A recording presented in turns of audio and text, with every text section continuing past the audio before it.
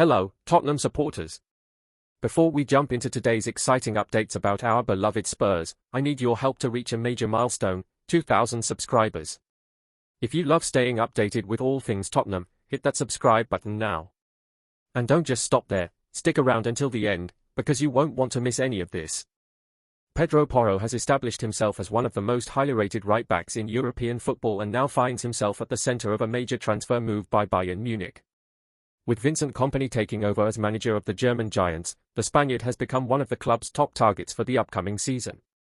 Kompany wants to free up Joshua Kimmich to return to his preferred role in midfield, and for that, he needs a reliable and attack-minded right-back. Porro, with his dynamic style of play, fits this profile perfectly.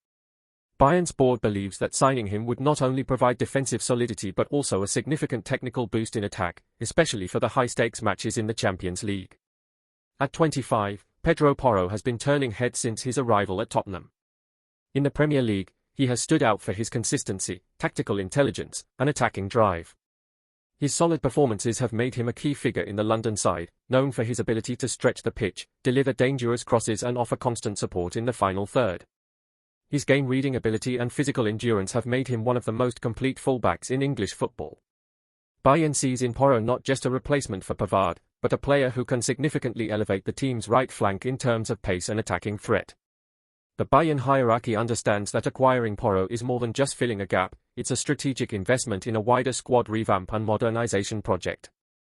Alongside other potential arrivals such as Florian Wirtz and Jonathan Tah, the German club is building a squad capable of challenging on all fronts, including the Club World Cup. Kompany envisions a tactical system where fullbacks play a central role, and he is confident that Porro, thanks to his versatility, can quickly adapt to German football, offering width, pace, and creativity down the right-hand side. However, the deal is shaping up to be a complex one. Tottenham are unwilling to make the Spaniard's exit easy and have reportedly set his valuation between €60 million and €65 million. Even so, Bayern Munich remain keen to negotiate, aware that other European heavyweights like Manchester City and Barcelona are also keeping close tabs on the situation. The competition has only intensified Bayern's urgency to finalize the move. Their interest in Porro is a clear indication of the club's intent to make targeted, high-impact signings with immediate effect on their ambitions in top-level competitions. Should the transfer go through, Pedro Porro could become a cornerstone of Bayern Munich's next era. His arrival would inject fresh energy into the squad, expanding tactical options and strengthening the team in high-level encounters. For supporters, the prospect of bringing in one of Europe's most promising fullbacks is cause for great excitement. Porro possesses all the qualities not only to meet expectations but to leave a lasting legacy at the club, playing a decisive role in the pursuit of silverware and keeping Bayern at the forefront of the European football stage. The death of good football at Tottenham was not sudden. It was a slow, yet visible decline, marked by years of unfulfilled promises, abandoned identities, and a constant rotation of footballing philosophies that never took root. Once admired for their bravery on the pitch and their ability to captivate fans even without lifting trophies, the team now moves with a sense of apathy, as though it has lost not only its strength but its very essence.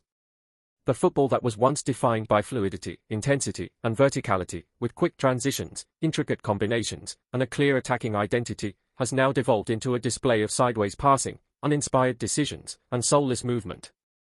Tottenham has stopped being the team that made people pause and watch, regardless of the opponent.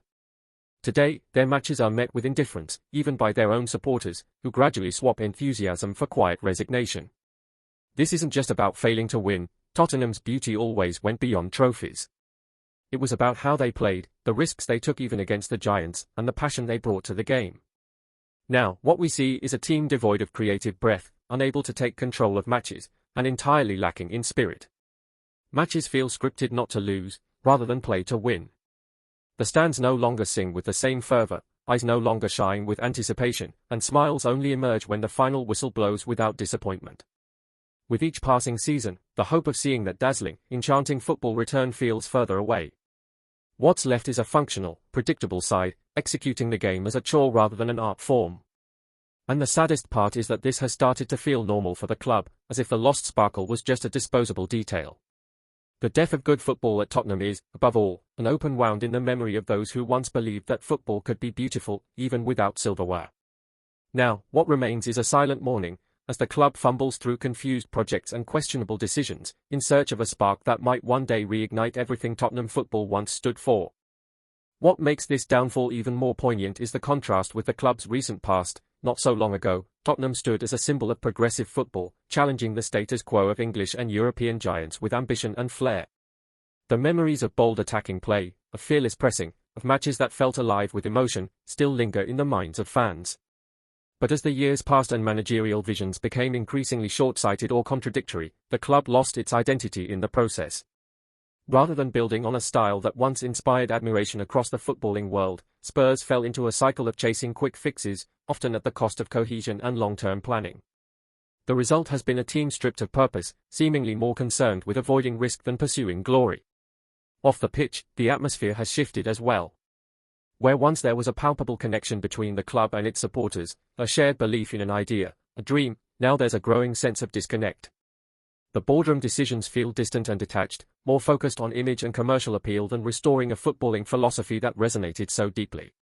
Fans no longer ask for miracles, they ask for meaning, for a return to a style that reflects the club's spirit, for leadership that understands that success isn't just measured in silver, but in pride, in passion, and in the joy of watching your team play without fear.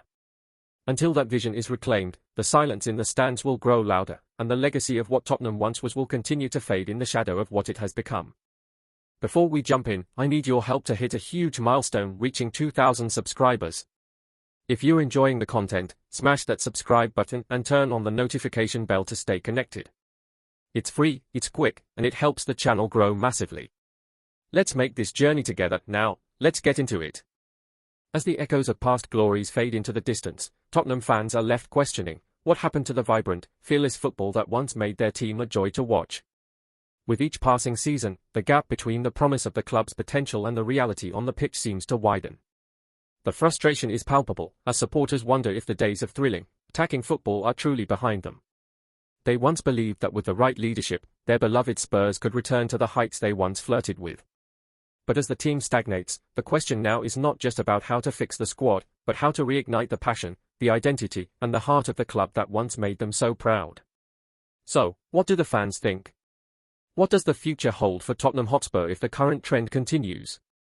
Are they willing to wait for another managerial cycle, hoping that the next change will bring the spark back, or is it time for a more radical approach to restore the soul of the club? The silence in the stands is deafening, but the voices of the Tottenham faithful are growing louder in their calls for change. They want more than just victories, they want a return to the thrilling, fearless football that once defined their team.